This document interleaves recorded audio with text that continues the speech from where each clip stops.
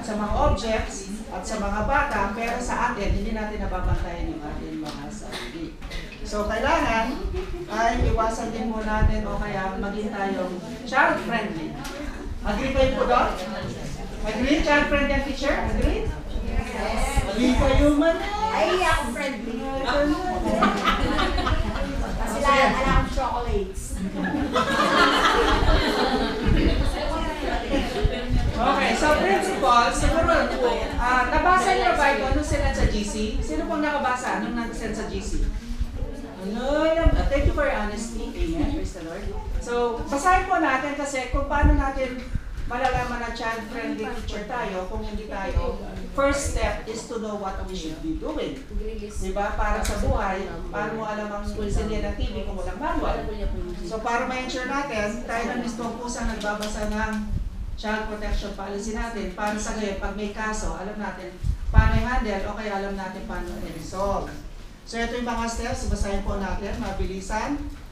Sa bahay na lang, pero pili tayo ng isa. Corporal punishment, number 4, shall not be imposed on any child in school for the purpose of discipline, training, or control. So, alam na natin yan, pero ang tanong ko sa inyo, what if in-implement nila yung Citizens Army Training? Diba? Ang daming issue nun. Siyempre, meron pagsisigaw, meron push-up.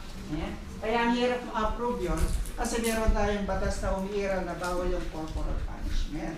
So kayo po, alam natin to. Sino po namamalo dito? Sa bahay? Ayan.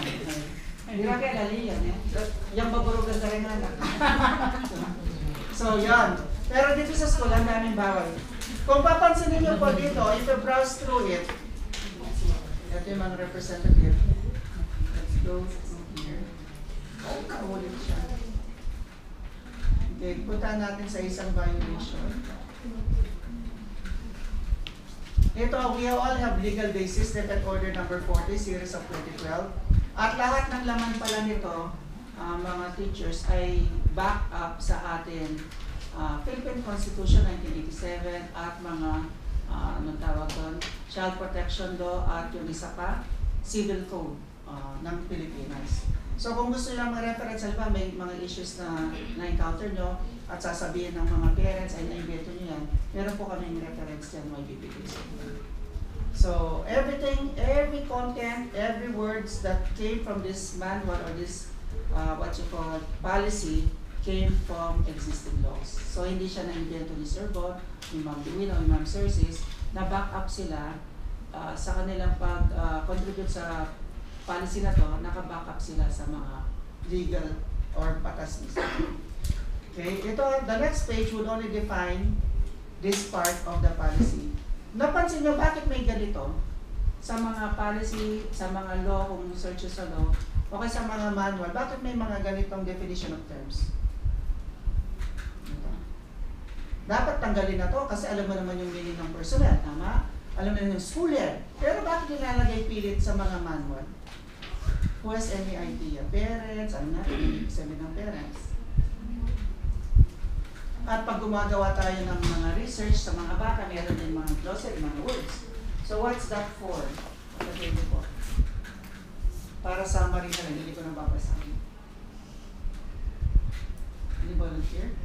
Yes ma'am, thank you. Parang yun yung pinaka-main, pag nakita mo yun, alam mo na kung ano yung pag-uusapan natin sa manual. Parang makikita mo lang yung parent, we will talk about the parent, the protection, and so on. Okay, it serves also as a guide, ano yung mga keywords. Very good. And also, thank you ma'am, it serves as the preventive measures to misinterpret things. So we put those words, halimbawa, parent, hindi na lalawak sino, anong parent, guardian, etc. So this actually words, that is based on the perspective of creating laws and bills. They are there to prevent misinterpretation of things. Nakita mo yung word sa isang policy parents, baka iba yung lalawak yung kahulugan. Tapos magre-refer lang sila sa mga word meanings. Okay? So yun ang purpose nun. Maliban sa guide para alam mo ng content ng mga laman ng policy, it prevents misinterpretation of the words itself, which is very important, di ba? One word can mean a lot of things, but on a particular policy, it has to have this only one thing. Kung hindi, magkakagulo tayo. Kaya yan, dumami yung mga definitions dito. Basahin nyo na lang po. Kasi pag binasa nyo yan, ibig sabihin, alam nyo na pag nakalagay dito, parents, what does parent mean? Okay, next is violence against children committed at school. So, ito yung mga preliminary other definitions. We'll just tackle that on the policy itself. So alam niyo naman itong mga violations. So physical violence and everything, sexual violence. O sige, meron akong tanong para masama-ray lang itong violence. So ang mayroon isang case sa Supreme Court, pero wala dito, pero linagay pa sa reference ng ginawa namin ito, ay yung tatay, pinalo-palo yung batang sobra. So nagkaroon ng marka yung bata. Ito parent, ito tatay. So ngayon, nagdemanda yung neighbors, okay? Kasi wala yung mother. So nagdemanda yung neighbors at kinasuhan siya ng child abuse. So palagay nyo, based on your experience or understanding, mananalo ba sa kaso yung kaso niyang sa korte yung child abuse? Meron marks yung bata, meron, talaga may nasakit dyan. Okay, na ano siya, na physically harm. So, dinemanda siya and then, palagay nyo, mananalo sa child abuse sa korte at pakukulong yung tatay. Ito ay actual case, pwede yung i-google sa internet, sa law.ph. Kasi nagtuturo ako ng politics sa grade 12, so tinalakan namin ito. So, parang kayo po, yun na, pinalo nyo yung anak nyo, tapos nagkamarka, nakita ng kapitbahay, no? Kayo, risk ng asawa na, wala pa lang, sino nang may asawa dito, baka puro lalala, pinatay. So, puro ba yung babae pa? Okay. So, let's pretend in the future, magkakaanak ka. Pinaalo mo kasi sobrang inis mo, di ba? Makulit lang, o kaya, lalo pag teenager, pero teenager mo nakaparuin kasi matuwa na lang. So, makukulong yan pa yung tatay o yung nanay. Kayo po, makukulong ba kayo? Talagay niyo. Makukulong man, no? So, doon sa kaso mismong child abuse, kasi di ba pag nag-file ka ng kaso, at yung kaso na yon natalo, ibig sabihin, pwede mo kasuhan sa ibang case. So, in summary, hindi nakasuhan ng child abuse yung tatay due to the parental authority. Pero na-charge siya sa ibang criminal case. Okay, kasi parents have the authority to discipline a child. Kung titignan nyo sa civil code. Pero, nasobrahan siguro, kaso sabi ng korte, na kung bakit pa sa Supreme Court, hindi natin pwede kasuhan ng child abuse kasi because of the circumstances, yung bata, malikot, etc. etc. So, siyempre, pinag-aralan nila lahat yun, no? Mga mitigating factors. Pero, pwede siyang kasuhan sa ibang bagay. Huwag lang sa, hindi lang pwede papasa sa child abuse. Diba parang sa mga ibang kaso sa korte, bakit natalo yung, halimbawa yung Maguindanao ng massacre, diba? Yung mga pinatay yung mga media. Dami, diba? Panahon ni Gloria ng Papagan Arroyo, diba? Pero, kinasuhan sila ng 20 counts, iba-ibang kaso, na hatulan lang sila sa 5. Ano ibig sabihin? Madismiss yung 15. So, pwede. Kaya nga sabi doon, kung nakikita nyo sa Senate, ikaso na lahat. Kasi pag natalo yung isa, may chance na makukulang pa sa ibang kaso. Kaya nga sabi ng mga nakikinig sa news lagi ay, sige damihin natin yung mga pwedeng kaso sa kanya, listahan nyo ng evidence kaso-kaso, para just in case, sigurado yung makulong pa. Yeah. So alam nyo na, may tips na kaya, no? Kung gusto nyo magdemanda ng tao, huwag lang yung isa. Hanapin nyo pa ng ibang pwedeng kasuhan kasi may tendency para ma-dismiss ang isa at mananalo ang isa. Okay, so yun ang summary dito. Abuse and everything, etc. Next! We're almost done. 30 pages to go. Okay. Cyberbullying, corporal punishment, positive and non-violent discipline. This is what the school promotes. When you say non-violent or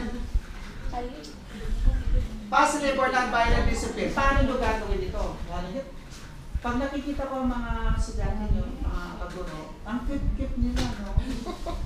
Parang, lagi kong inaaway sila kayo, kakawalan niya. Pero pag nakaluklok ka sa classroom, mamulat ka akin. Sabi ko, sige, bahala na ka. Kapag may kulong ka ba? Kasi magulo natin, eh. Kung wala ka sa lugar na yon, hindi mo maintindihan. Pero ako kasi nakikita ko lang sa kagana kada. Okay, so, non-violent discipline of children, paano natin i-implement para to sa classroom natin? Halimbawa, may talagang bata pa lang nanuluntok, palatuga pa niya. Tapos ating mapamusik. So, paano i-handle po yun? Yan, ay makita si Nemasa. Wala akong student niya. Ganun ako sa klase mo eh. Ako Nemasa, balik sagot niya. Sige. Ito siya. Nandito rin.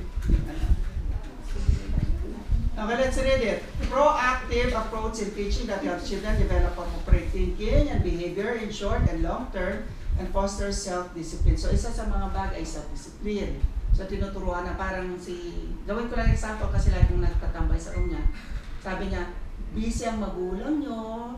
So, ano yung ibig sabihin? Remind nyo na magkuku kayo. Ayan, gano'n. Eh? So, rin-remind natin, mga anak, naalala ko yung isang bata natutulog sa sa chair niya. Siyempre, bad example yun. Baka matutulog lang eh. So, sabi ng Ma'am Raquel ay, huwag kang natutulog dyan. Anong mga yan? Tayo ka dyan, upo ka. Tapos, sabi ko kayo, sige ka, ganda ka na eh. Lipon. Alay ka na, isa lang matutulog. Kaya na may tutulog na yung marini niya. Okay? So, at least, kekemanan. In the base of fundamental principle, children are full of, ay tama po ito. No, when you look at